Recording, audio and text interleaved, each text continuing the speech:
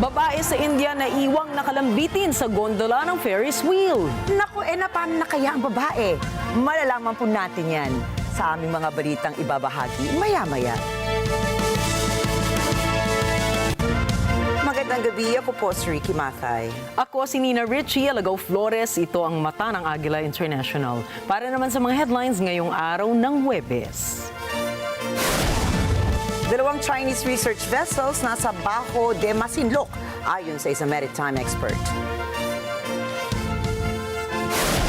Dating Pangulong Rodrigo Duterte humirit ng bagong interim release sa International Criminal Court. Beijing naghahanda na para sa ika-80 anibersaryo ng V-Day ng China. Israel sinimulan na ang full occupation sa Gaza.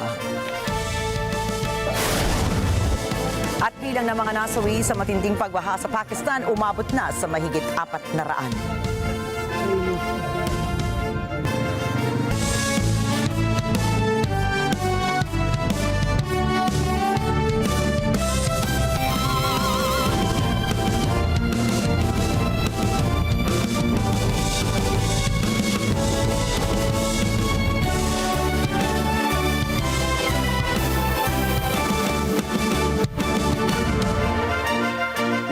Ni maritime expert Ray Powell ang dalawang Chinese research ships na nag-ooperate sa BAJO de MASINLOC. Ayon pa kay Powell, dumating ang Xiangyang Hong-10, isang deep-sea research vessel sa lugar noong August 15, habang ang Zhuhai-Yun Autonomous Mothership naman noong August 18. May kinalaman pa rin ito sa naging insidente sa BAJO de MASINLOC noong August 11, kung saan binubuntutan ng dalawang barko ng China ang barko ng Pilipinas. Kinalaunan, nagbanggaan ang China Coast Guard vessel at People's Liberation Army Navy ship. Dito rin binomba ng tubig ng barko ng China ang BRP Suluan ng Philippine Coast Guard o PCG. Sa ngayon, wala pang pahayag ang PCG at Bureau of Fisheries and Aquatic Resources ukol sa deployment ng dalawang research vessels ng China sa BAJO de MASINLOC. Samantala, sisiguruhin naman ng Philippine Army na ligtas mula sa anumang banta ang maritime domain ng Pilipinas. Kaugnay nito ay nagsagawa ng 4 na araw na Maritime Air Patrol o MARPAT mission ng Philippine Army sa mga coastal areas ng Northern Luzon noong August 16 hanggang 19. Ayon sa militar, nagpatrolya ang kanilang Cessna 172L aircraft sa mga archipelagic waters and territorial seas na sakop ng Aurora, Isabela, Cagayan, Calayan Island Group at ang Philippine Rice. Hindi naman nagbigay na ibang detalye ang Philippine Army kaugnay sa MARPAT mission para sa seguridad nito. Binalaan ni Agriculture Secretary Francisco Chu Laurel Jr. ang Vietnam laban sa plano nitong ireklamo ang Pilipinas sa World Trade Organization. Kaugnay ito sa nalalapit na 60-day import ban sa bigas na ipinag-utos ni Pangulong Ferdinand Marcos Jr. na magiging epektibo sa September 1 ng taong ito. Ayon sa kalihim, kung ipipilit ng Vietnam ang plano nito ay tiyak na mapipilitan ng Pilipinas na hindi mag-angkat ng bigas sa naturang bansa. Nanindigan ng kalihim na ang ginawa ng Pangulong Marcos Jr. ay isang paraan upang protektahan ang mga magsasaka. Layo ng import ban sa bigas na tulungan ang mga magsasaka at mapatatag ang presyo ng lokal na palay at maiwasan ang pagkalugi. Nasa kustodiya na ngayon ng Hong Kong Immigration ang 6 na overseas Filipino workers dahil sa umano'y visa violation at misrepresentation. Ayon sa Department of Foreign Affairs o DFA, ang mga Pilipino ay nagtatrabaho sa Hong Kong bilang mga domestic workers. Inaresto sila dahil sa hindi aprobado ang kanilang employment at nagpanggap umano bilang mga dentista. Tiniyak ng DFA sa publiko na tinutulungan ng Consulate General at Migrant Workers Office sa Hong Kong ang mga nakakulong na Pilipino. Suspendido na ang ballot printing para sa Bangsamoro parliamentary polls. Kasunod ito ng pag-aproba ng Bangsamoro Transition Authority Parliament sa panukalang batas na muling naghahati sa 7 pwesto sa parlamento na orihinal na nakalaan para sa probinsya ng Sulu. Ayon kay COMELEC Chairman George Erwin Garcia, nakatakda sanang simulan ngayong araw ang pag-imprenta ng mga balota para sa Basilan, Tawi-Tawi at sa Special Geographic Area.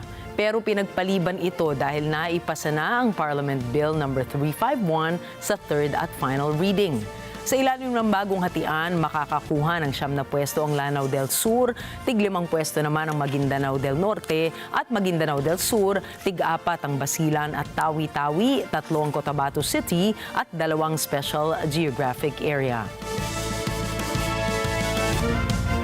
Muling humirit ng interim release ang kampo ni dating Pangulong Rodrigo Duterte sa International Criminal Court o ICC.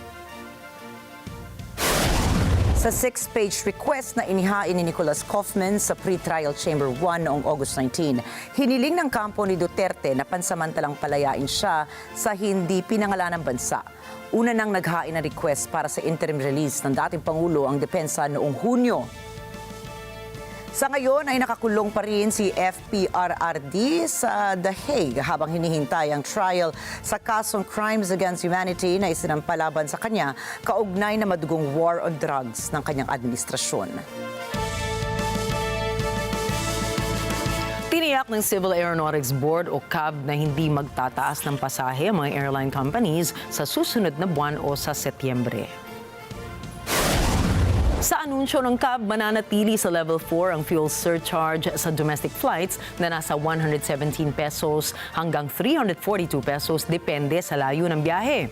Ang fuel surcharge naman sa international flights ay 385.70 pesos hanggang 2,887.62 pesos. Para naman sa cargo fuel fee, sumisingil ang airlines ng 60 centavos hanggang 1 peso and 76 centavos kada kilo para sa domestic flights at 1 peso and 98 centavos naman hanggang 14 pesos and 74 centavos sa kada kilo para sa international flights. Paalala naman ng CAB sa mga airline companies na nais magtaas ng fuel surcharge na nagsumite o magsumite ng application sa CAB bago ito ipatupad o ikarga sa air ticket ng mga pasahero. Ang fuel surcharge ay optional fee na kinokolekta ng commercial airlines para ma-recover ang ginastos nila sa fuel, gayon din ang kanilang losses dahil sa patuloy na pagtaas ng presyo ng langis.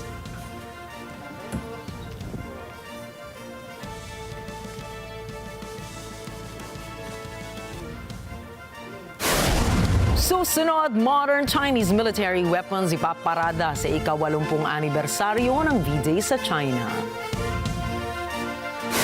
Israel, sinimulan na ang full occupation sa Gaza. At Mexico at Guatemala nagkaisa sa border security at economic projects. Yan at iba pang mga nagbabagang balita sa pagbabalik ng Mata ng Agila International.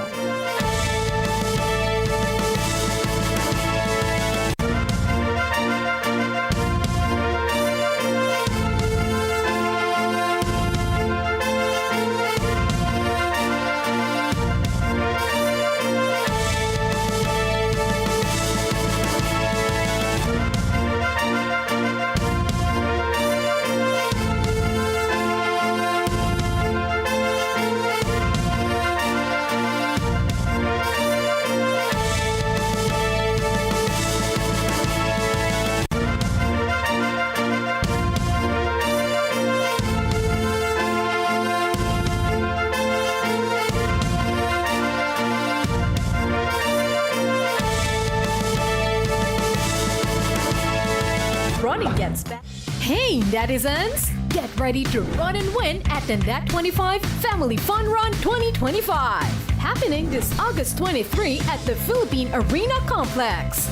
Compete in the 5-kilometer or 10-kilometer race and get a chance to win cash prizes. 10-kilometer top finishers, male and female. Third, 2,000 pesos. Second, 3,000 pesos. First, 5,000 pesos. 5-kilometer top finishers, male and female. Third, 1,000 pesos. Second, 2,000 pesos. First, 3,000 pesos. Don't miss your chance to race and take home the prize. Scan the QR code to register now.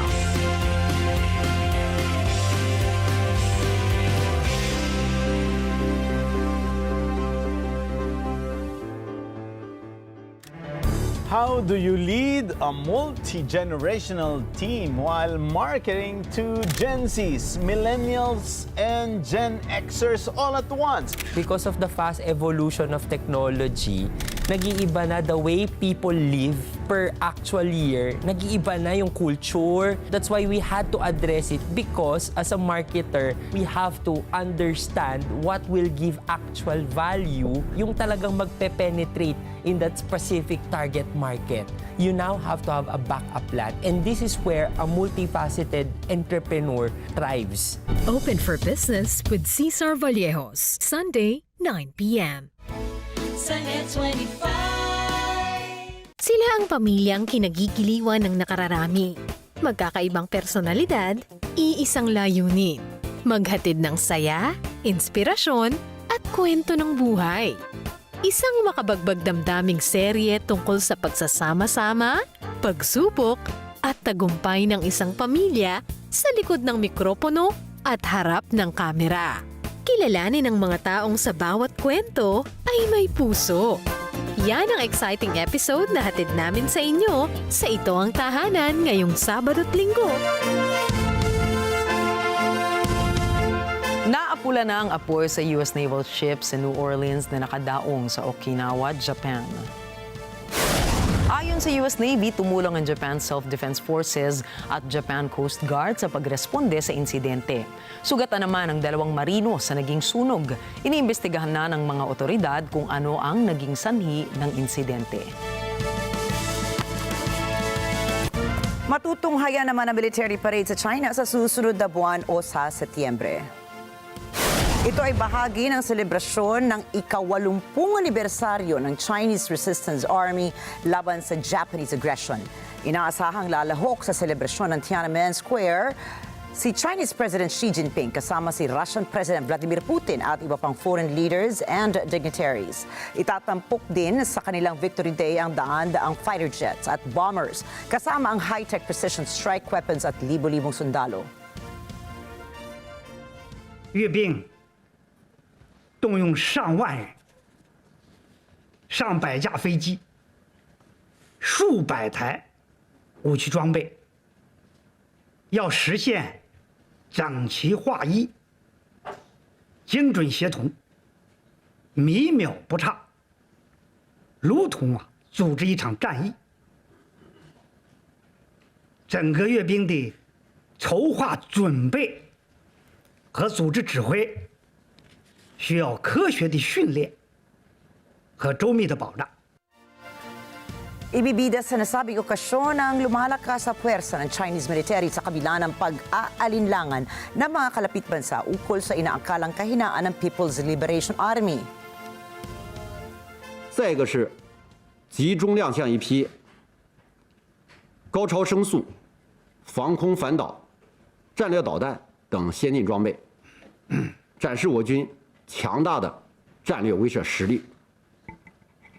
可以说，这次受阅的武器装备信息化、智能化程度都比较高，充分体现我军适应科技发展和战争形态演变、打赢未来战争的强大能力。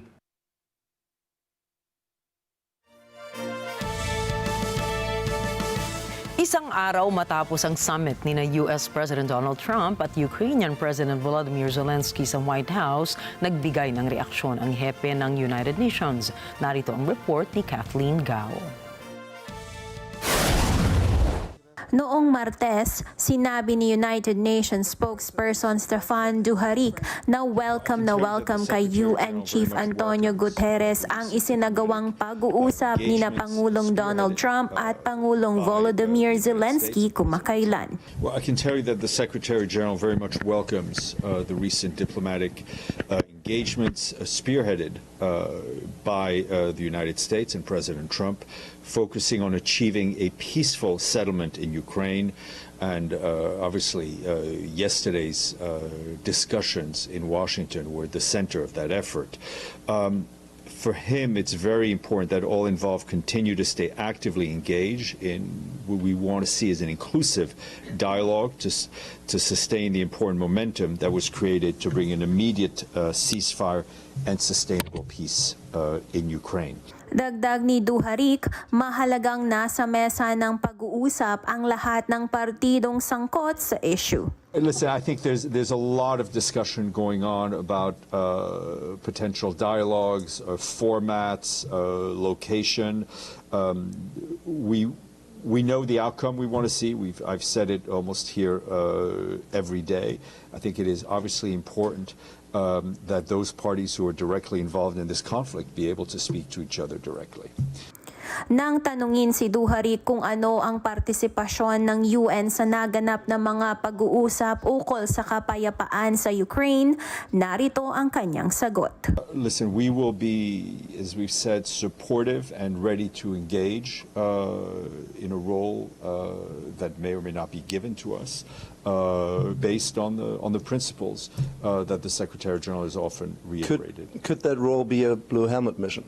As you know, any peacekeeping mission anywhere would have to go through the Security Council. Naunang nag-usap sina Trump at Russian President Vladimir Putin noong Biyernes sa Alaska. At nitong Lunes, tinanggap naman ni Trump sa Oval Office si Zelensky at ilang European leaders para sa bilateral at multilateral meetings. Sa mga darating na araw, inaabangan ang face-to-face meeting ni Trump, Putin at Zelensky para sa pagsulong ng peace talks sa pagitan ng Russia at Ukraine. Kathleen Gao para sa mata ng Agila International, trusted, connected, on point. Matagumpay ang test firing ng India sa kanilang Agni-5 intermediate range ballistic missile.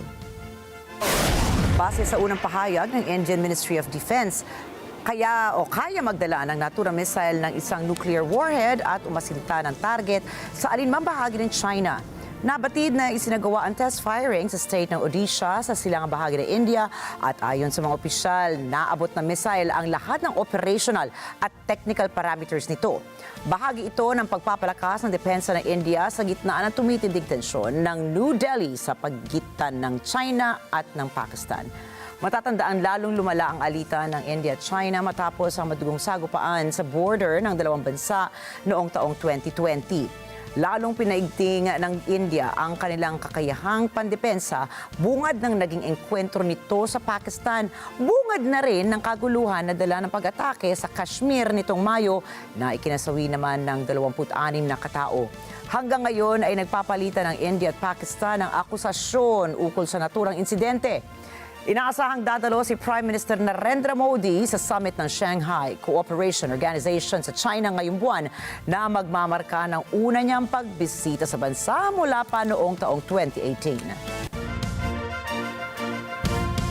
Kinumpirma ng Israel ang simula ng kanilang tulugyang pagsakop sa mga natitirang teritoryo sa Gaza sa gitna ng usapang ceasefire. אנחנו לא מחכים. התחלנו את הפעולות המקדימות והשלבים הראשוניים במתקפה על העיר עזה.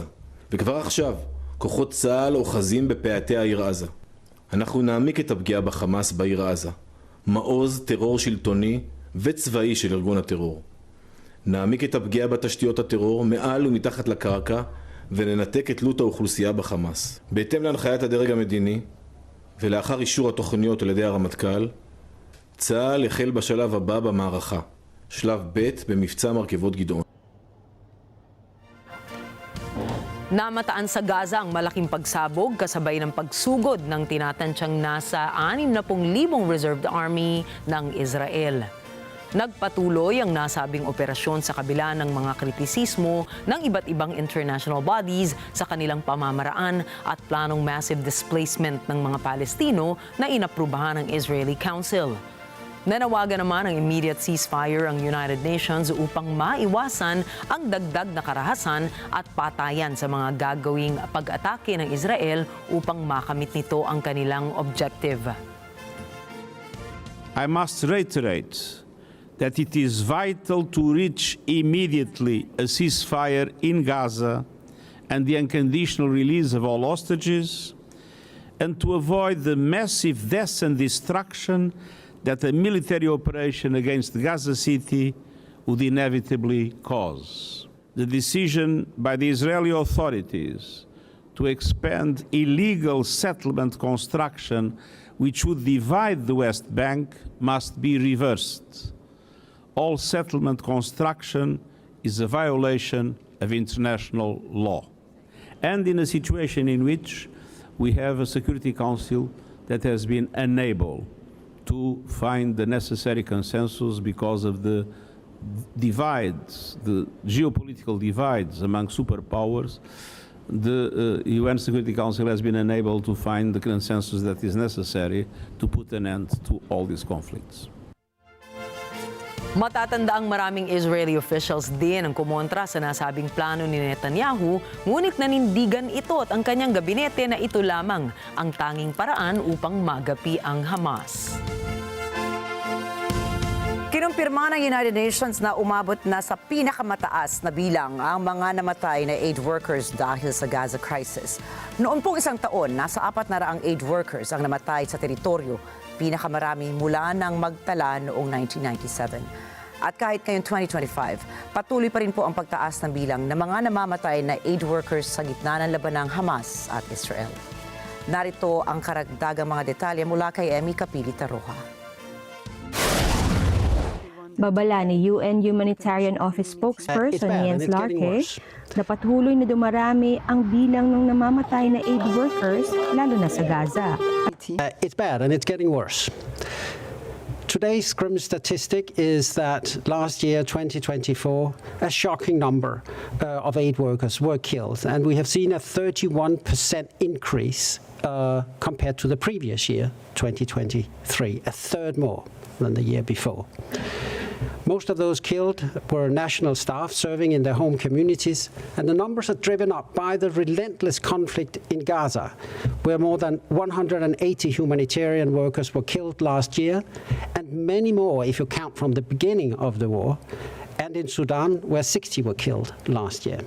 At sa unang 8 buwan ng taon, walang makitang reverse trend pagdating dito. Tragically, the first 8 months of this year show no sign that this disturbing trend is reversing. As of mid-August, 265 aid workers have been killed, and that's according to provisional data, and I stress it's provisional data from the aid worker security database that we work with every year on this occasion. This must be a wake-up call to the world. People representing the best of humanity, trying to help others, are being killed in record numbers, and some of them in cold blood. Batay sa Aid Worker Security Database, sa kabuuan, nasa 265 aid workers na ang namatay ngayong taon. 173 sa mga ito ay sa gitna ng opensiba ng Israel laban sa Hamas bilang tugon sa cross-border attacks ng militanteng grupo noong October 2023. Ngayong taon, nasa 36 na aid workers na ang namatay sa Sudan at 3 naman sa Ukraine. Emmy Capilita Roja para sa mata ng Agila International, trusted, connected, on point. Kinumpirma ng isang US official at isang Syrian security source na katulong ang American forces sa pagsalakay sa northwestern Syria noong Miyerkules ng umaga. Target ng raid ang isang miyembro ng Islamic State Group. Ayon sa isa pang Syrian security source at sa state-owned network na Ala Ikbariya, napatay ang target habang ito ay tumatakas. Si JC Yumul para sa detalye ng balita. Pangalawa nang isinagawa ng US troops ang raid sa northern Syria noong Miyerkules mula nang mapatalsik si dating Pangulong Bashar al-Assad noong Disyembre. Nangako ang pumalit na Islamist-led government na pipigilan ang muling pagbangon ng Islamic State. Bahaging ito ng isang anti-IS alliance na kabilang ang isang US-led coalition laban sa grupo. Hindi pa sinasabi kung sino ang Islamic State member na tinatarget sa naturang raid, pero itinuturing itong isang high-value target. Sinabi naman ng unang Syrian source na ang target ay isang Iraqi national at kasal sa isang French national. Wala ring impormasyon kung ano ang nangyari sa asawa ng target. Hindi pa nagbibigay ng komento ang Pentagon ukol sa insidente. Ayon sa Syrian security sources at mga residente, nagsimula ang operasyon ng bandang 12:00 ng madaling araw, nag-set up, ng kordon sa palibot ng mga kabahayan ang local Syrian forces, US forces naman ang nagsagawa ng raid. Ikinumento ng mga residente ang kanilang nasaksihan. خصوا شبك من هون وفاتوا لجوا لهون وطلعوا على السطوح من تعليق وليس على الدرج ومنهم طلع على الدرج من هون. نعم تمام واقفين انا وابني يعني في مكاننا لحتى انقضت العمليه. طلعوا على سطح جيراننا هون وعلى سطح جيراننا هنيك. طبعا اجوا لعندي لهون كلهم بيحكوا انجليزي وليس بيحكوا يعني غير بس انجليزي، ولكن على السطح بيت اسعد هنيك كان عم يحكي الرجل لهجته مبينه عراقيه. وانا ومرتي هون ساكنين لحالنا ما في حدا غيره. امبارح الساعه 2 وشوي سمعنا الضرب قوي، فكنا نايمين على البرندة، قعدنا وفتنا لجوا خفنا من حدا يصيبنا، وبعدين صار قويسات وصار هذا والطيران فوقنا تم ساعتين يدور وما عرفنا شو صار بهالليل. انا عندي الفيس رايح بدي اطلع على الفيس انه شو صار ما عرفت. اتصل ابني معي من امريكا وعم يطمن علي، قال لي يمكن شوف الحيط تبعك معبى دم لانه قتلوا واحد على الحيط بده يهرب واجوا على العراق. وقعدت ما احسن، نزلت تميت قاعد للصبح. هو الصبح نزلت لقيت مسجره مكسره، شحاطه واحد مستوته في ارضي، لقيت حرام. Noong Hulyo, kinumpirma ng Pentagon na nagsagawa ang raid ng US sa Aleppo province. Doon namatay ang isang senior Islamic State leader at dalawang anak nito na may kaugnayan din sa IS. Sinasabing matagal ng taguan ng senior Islamic State figures ang Idlib. Noong 2019, pinatay ng US forces si IS leader Abu Bakr al-Baghdadi sa Barisha sa Idlib province. Pinatay din nila ang pumalit dito na si Abu Ibrahim al-Hashemi al-Quraishi noong 2022 sa Atme. JC Yumol para sa mata ng Agila International, Trusted, Connected, On Point. Nagbabala naman ng United Nations Refugee Office na ang pag-atake sa mga ospital, eskwelahan at aid hubs ay yumuyurak sa bawat batas pantao. At dahil sa nauubos na pondo ng High Commissioner for Refugees, nahaharap ngayon ang may 11.5 million na refugees at displaced people sa kawalan ng pagkain, tirahan at healthcare. Alamin po natin ang detalye na balitang yan mula kay May Funway Zaragoza. Nitong World Humanitarian Day, nagpahayag ng pag-alala si UNHCR Assistant High Commissioner for Protection Ruvendrini Minikduela dahil sa lumalalang humanitarian situation sa maraming lugar sa mundo. So the biggest challenge we have right now is the complete violation of all principles of international humanitarian law, international human rights law, and international refugee law in many parts of the world. We are seeing this with the complete disregard for human life. You're seeing the way that civilian structures are no longer just collateral damage in conflicts. They are the deliberate targets. So whether we're talking about hospitals, schools, food distribution centers, displacement sites, these are all being deliberately targeted in conflicts to create as much casualties and as much damage as possible. And this is absolutely intolerable and untenable. And what is happening right now is also that modern wars last longer, creates more prolonged human suffering and creates more casualties as well. Dagdag ni Minikduela, dahil sa kakulungan ng pondo, nalilimitahan ang kakayahan ng UNHCR na tumulong sa refugees. International humanitarian funding has gone down dramatically this year, and almost all of our traditional donors are decreasing their contributions to the humanitarian agencies working with these communities, working with the displaced.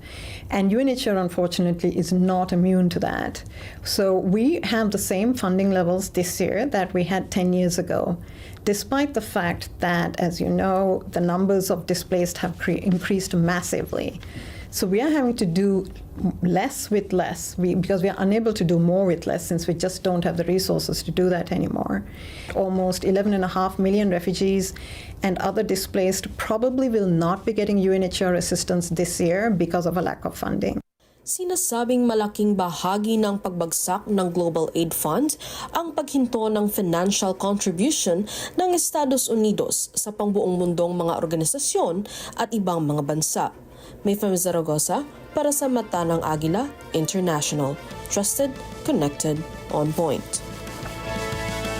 Muling pinatawan ng sanctions ng Estados Unidos ang 2 hukom at 2 tagalitis ng International Criminal Court o ICC. Ito ay sa gitna ng pagpupumilit ng Trump administration sa War Tribunal dahil sa pag-target nito sa mga lider ng Israel at sa pag-imbestiga noon sa ilang opisyal ng Estados Unidos. Si John Malari para sa karagdagang mga detalye.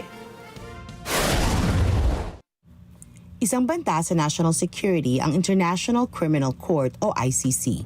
Ito ang pahayag ni State Secretary Marco Rubio matapos targetin ng nasabing war tribunal ang mga leader ng Israel at ilang mga US officials. Instrumento anya ito ng pagmamanipula ng batas laban sa Estados Unidos at Israel. Ayon sa US Treasury at State Departments, pinatawan ng panibagong US sanctions sina Nicolas Yan Guliu ng France, Nazat Shamim Khan ng Fiji, Mame Mandiaye Niang ng Senegal at Kimberly Prost ng Canada. Sangkot ang 4 na ito sa mga kasong inuugnay sa Israel at US. Ang pangalawang round ng sanction ay matapos higpitan ng Trump administration ang naunang 4 na ICC judges.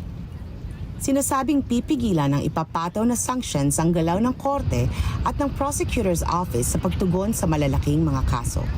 Kabilang na ang war crime allegations laban sa Russia dahil sa opensiba nito sa Ukraine. Wala pang komento ang ICC ukol dito. Kasama na sa listahan ng naisyuhan ng arrest warrant sina Israeli Prime Minister Benjamin Netanyahu, dating Israeli Defense Chief Yoav Gallant at Hamas leader Ibrahim al-Masri noong Nobyembre. Inakusahan ang 3 ng war crimes at crimes against humanity sa Gaza conflict. Noong Marso 2020, nagbukas ng investigasyon sa Afghanistan ang ICC. Kabilang dito ang posibleng paglabag ng US troops. Pero mula noong 2021, itunoon ng korte sa mga paglabag ng Afghan government at Taliban forces. Samantala, ayon kay UN spokesperson Stephanie Dujarric, minamaliit ng US ang pundasyon ng international justice sa ipinataw na sanctions. We firmly believe that the ICC is a key pillar of international criminal justice, and we respect their work.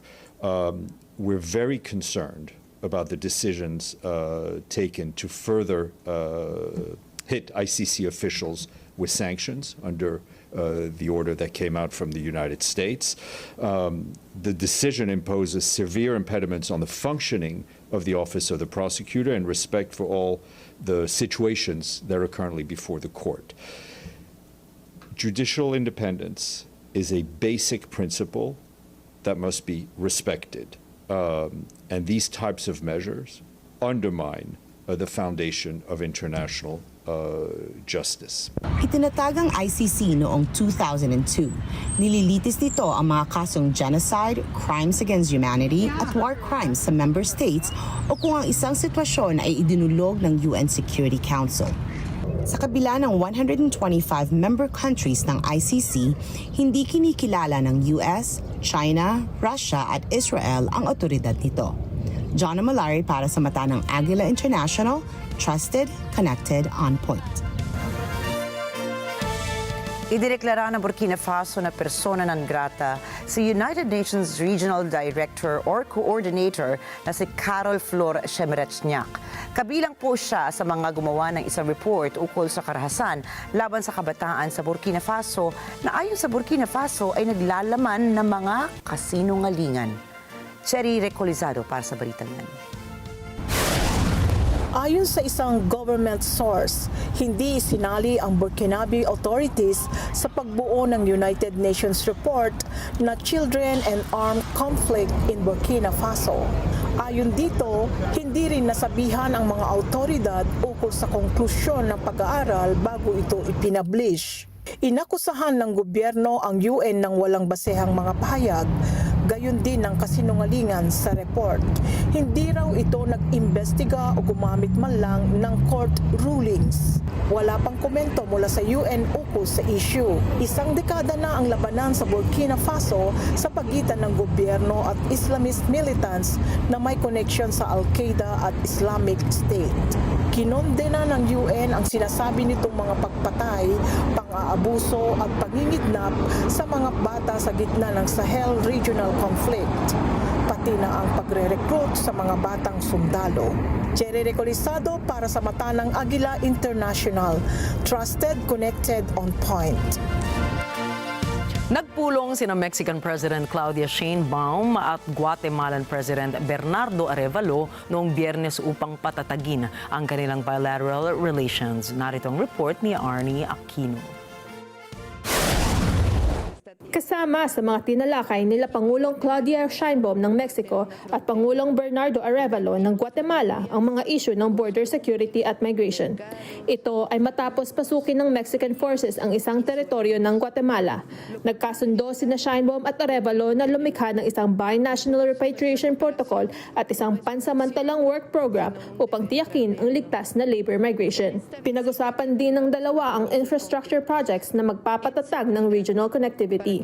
México y Guatemala no solo comparten una frontera, compartimos familias, costumbres, mercados, caminos, ríos y sueños. Lo que ocurre de un lado repercute en el otro y por eso nuestra cooperación no es una opción, sino un deber fraterno. En esta visita reafirmamos compromisos concretos en seguridad, para que nuestras fronteras sean espacios de paz, donde se proteja a las personas y se combate el crimen que atenta contra su bienestar. En infraestructura ferroviaria, con el impulso de proyectos ferroviarios que conecten nuestras economías y fortalezcan el comercio, el turismo y la integración regional. México y Guatemala estamos dispuestos a trabajar unidos para proteger a las personas que transitan por nuestros territorios, a nuestros connacionales que se encuentran fuera de ellos y a nuestros connacionales que están retornando. Para el Gobierno de Guatemala, esta protección es un objetivo de máxima prioridad. Ambos gobiernos hemos acordado elaborar un protocolo binacional de repatriación de personas migrantes e implementaremos un programa de trabajo temporal bilateral que promoverá la migración laboral segura y digna. Dagdag ni Arevalo, katulong ng Guatemala ang Mexico sa pagsugpo ng transnational organized crime. En materia de seguridad, debemos reiterar que ambos gobiernos colaboran intensamente desde hace décadas en el combate de la amenaza común del crimen organizado transnacional.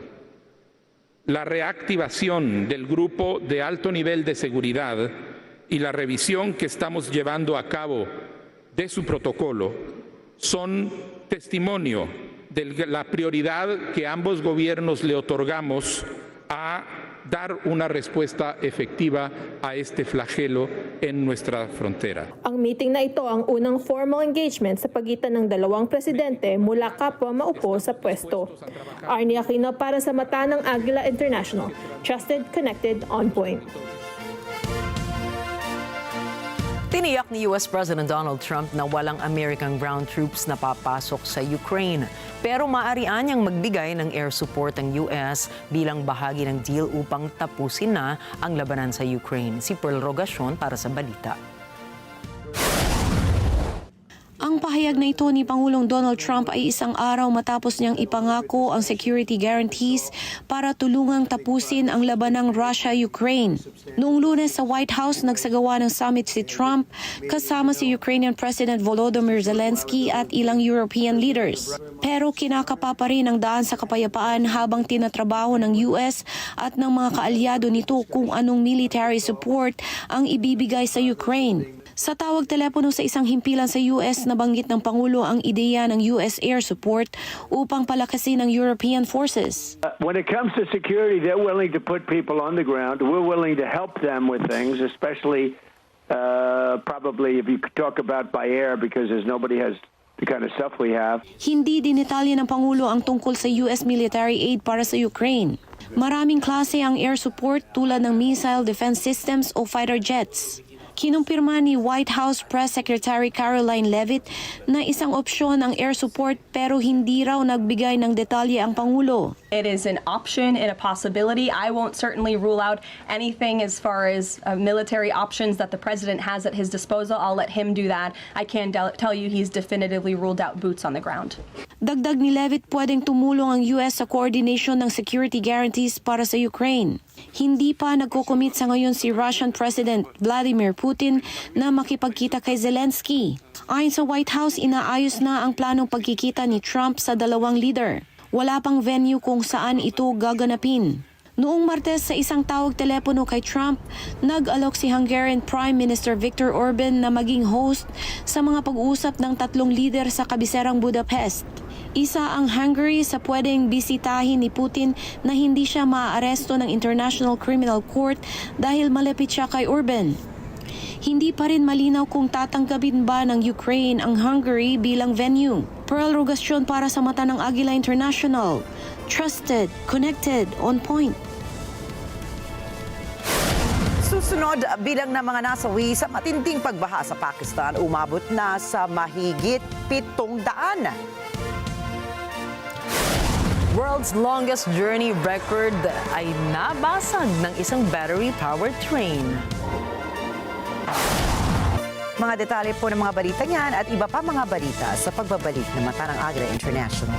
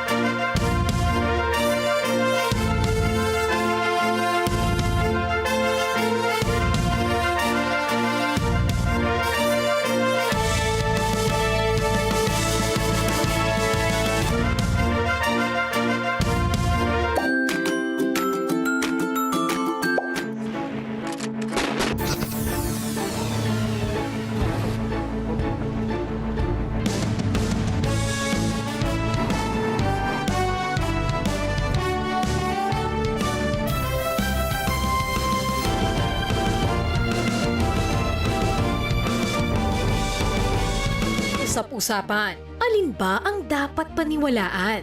Magandang umaga, Pilipinas! Luzon, Visayas at Mindanao. Siyempre po, worldwide. Balitang may basehan, komentaryong may laman. Kasama sina Jen Subarjaga at Nelson Lubao. Tuloy ng paglilingkod bayan. Balita, komentaryo, totoo. 100%. Lunes hanggang Biyernes, alas 5 ng umaga, dito lang sa Net 25. Let's get together sa Net 25. Sa Net 25.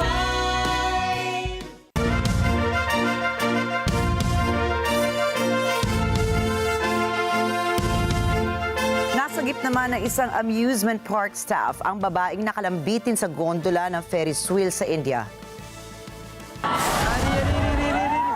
Sa police report, walang safety railings ang gondola ng Ferris wheel kaya nang nawala ng balanse ang babae, ayan na, luwabos na siya mula rito.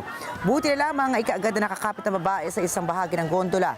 Pinaniniwala ang aabot sa 30 talampakan na ang babagsakan ng babae kung tuluyan itong nahulog mula sa Ferris wheel. Mula rito ay kinundena ng publiko ang kakulangan ng seguridad ng mga sasakay sa park rides. Inaalam na ng mga otoridad kung may kapabayaan ng management ng amusement park. Pumalo na sa higit 700 ang kabuuang bilang ng mga nasawi sa malawakang pagbaha sa Pakistan. Ayon sa datos, nasa 750 ang namatay na dahil sa malalang pagbaha sa rehiyon. Ayon sa Provincial Disaster Management Authority, ang nasabing pagbaha ay dulot ng cloudburst na kadalasan lamang nagaganap sa mga mabubundok na lugar. Nitong nakaraang linggo lamang, umabot sa 356 ang nasawi sa pagbaha sa probinsya ng Khyber Pakhtunkhwa, habang hindi bababa sa 60 ang nakumpirmang nasawi naman sa kalapit pang rehiyon. Ilang mga bangkay rin ang narecover sa mga kalapit na lugar. The monsoon 2025 is unique in a sense that in this monsoon we are witnessing the confluence of two different systems. One is the western disturbance that is affecting us, particularly coming from the Nangarhar and Badakhshan province of the Afghanistan.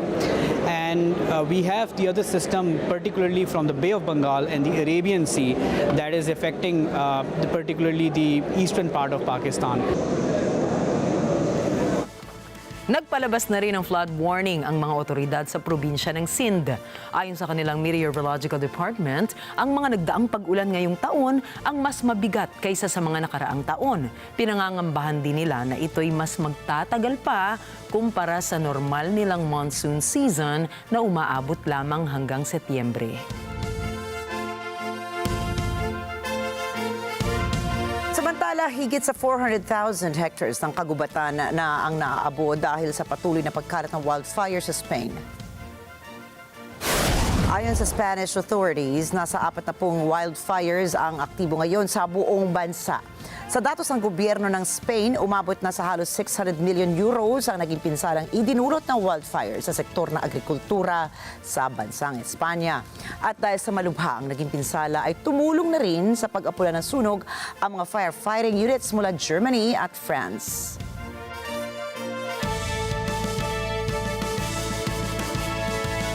Arestado naman ang 51-year-old na si Fujiyuki Shindo matapos patayin ang kanyang sariling ama na si Fujiyoshi, isang 93-year-old sa Northern Akita Prefecture nitong Martes.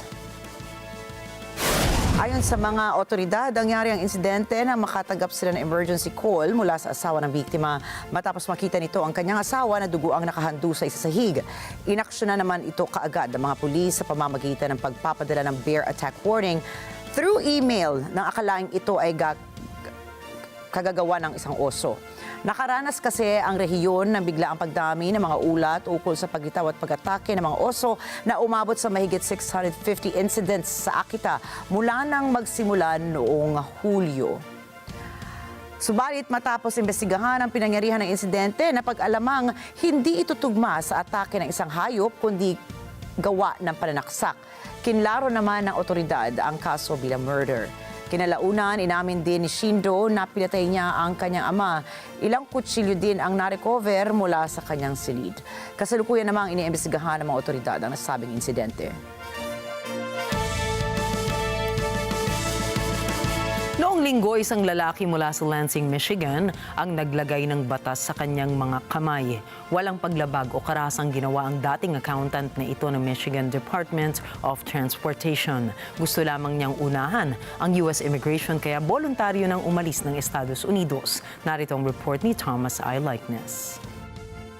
On Sunday, Samuel Kengeth made the most difficult decision of his life and self-deported to his home country of Kenya in Central Africa, leaving his family behind. Kengeth's story began in 2009 when he came to the United States on a student visa.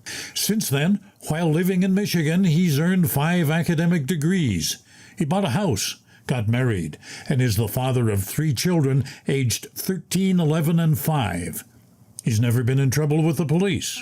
So, what is he afraid of? Well, in 2014, immigration officials alleged Kengeth's first marriage had been fraudulent, a case a judge has yet to rule on. Kengeth feared he might be deported, so he decided to act before the government did. The stuff that's going on with the immigration is what led me to make this decision to self-deport myself, because at first, you open, we go news, social media, whatever, you see all these news of people like just getting rounded up and being taken to El Salvador, or just being even detained and all that kind of stuff. Kengeth says he'll be safe in Kenya and his family will be able to contact him. He has relatives there, but he leaves behind loved ones who will have to cope without him. His wife Latavia says they face tough times ahead. It's going to be rough financially, emotionally, everything. honestly. And she says it will be particularly hard on their children. I think we're going to have to do lots of family therapy because it's going to be really challenging for them.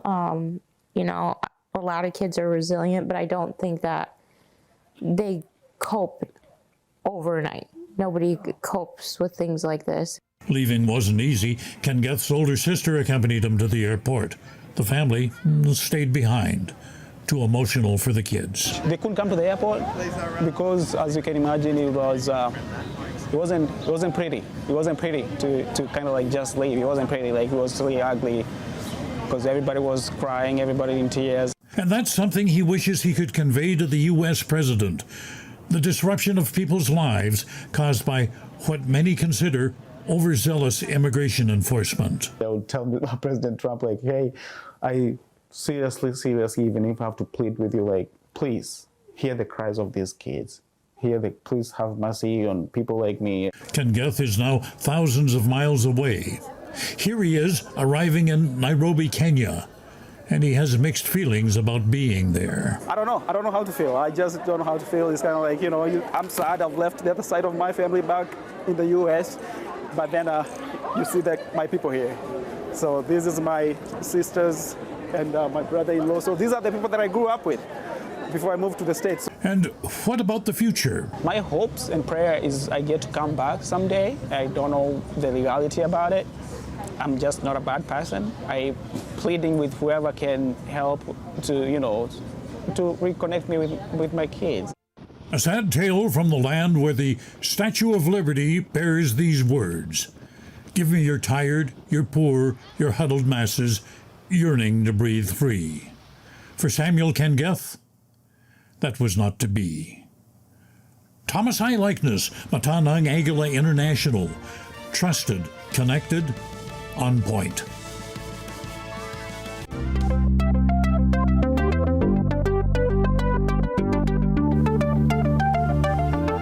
Nadaig ng isang battery-powered train ang world record para sa longest journey on a single charge matapos maglakbay nito ng 200 miles. Ayon sa Great Western Railway, nasorpresa sila sa naging performance ng kanilang battery train dahil kanilang natalo ang dating record na 139 miles.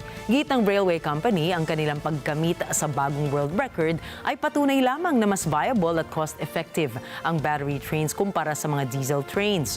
Ginawa ang record-breaking attempt sa pamamagitan ng super mode kung saan pinaandar ang tren sa bilis na 30 hanggang 40 miles per hour mula London patungong Oxford. The fast charge technology is the thing, that's the technology that's really going to help us deploy this into a real world environment. What we did last night was see how long we can actually use these trains battery, the trains batteries for. And we achieved a distance of 200 miles. Now, okay, we were traveling between 30 and 45 miles an hour. Well, you obviously quite easily say that on an intercity service, you're traveling at 125 miles an hour, and therefore, if you were doing that, you would use far more electricity. But when we look at our regional rail network and our branch line railway network, those sorts of speeds are the typical speeds that a train will travel. So if we can achieve a range of 200 miles between charges, that then again limits how much infrastructure we need to put around this charging technology.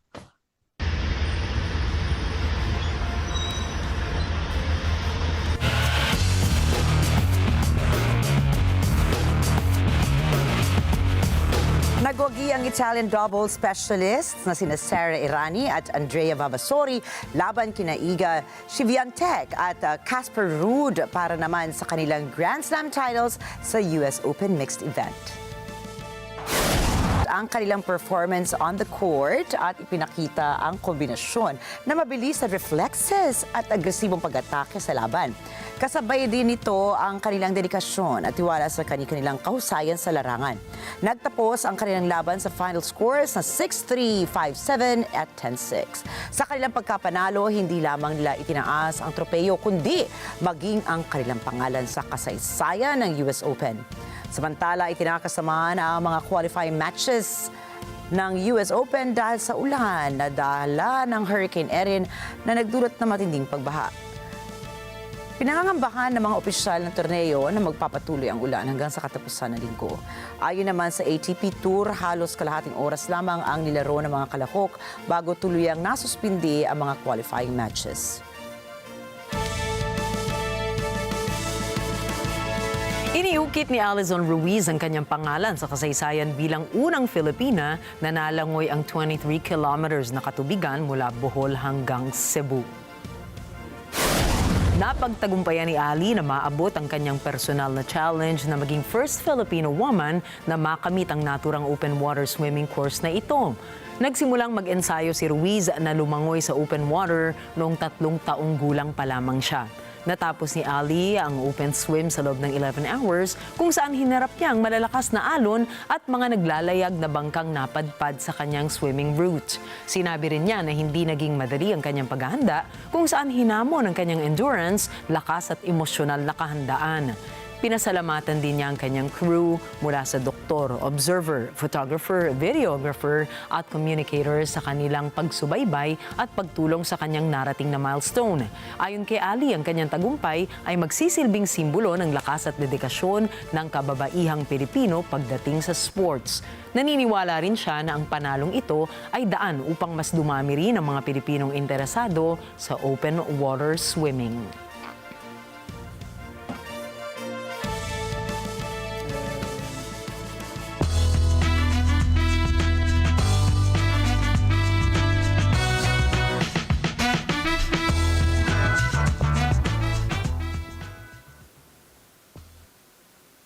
Pumanaw na po ang tinaguriang nicest judge in the world na si Frank Caprio sa edad na 88 dahil sa pancreatic cancer.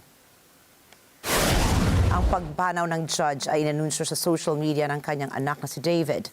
Humakot ng paghanga mula sa kanyang kababayan sa Estados Unidos at netizen si Judge Caprio dahil sa kabutihang loob sa mga hinahatulang kaso ng road violation. Si Judge Frank Caprio na dating hukom sa Providence, Rhode Island ay sumikat sa kanyang TV show na Caught in Providence. Dahil sa kababaang loob at countless acts of kindness sa kanyang mga desisyon sa korte, minahal din si Judge Caprio sa international community na sumubaybay ng kanyang TV show sa pamamagitan naman ng social media. Si Judge Caprio po ay isinilang noong November 23, 1936.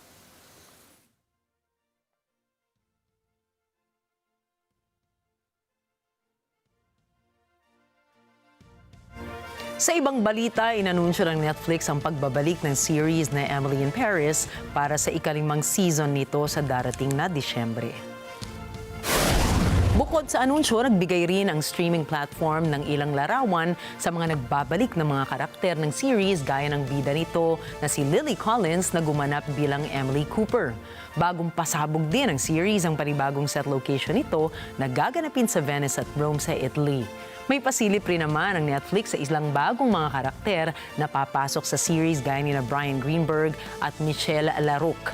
Ang Emily in Paris ay nakatanggap ng iba't ibang nominasyon sa Golden Globe at Emmy Awards. Nakapagtala rin ito ng higit sa 60 million household views sa debut nito at naging top 1 sa global stream series sa Netflix sa ika-4 nitong season.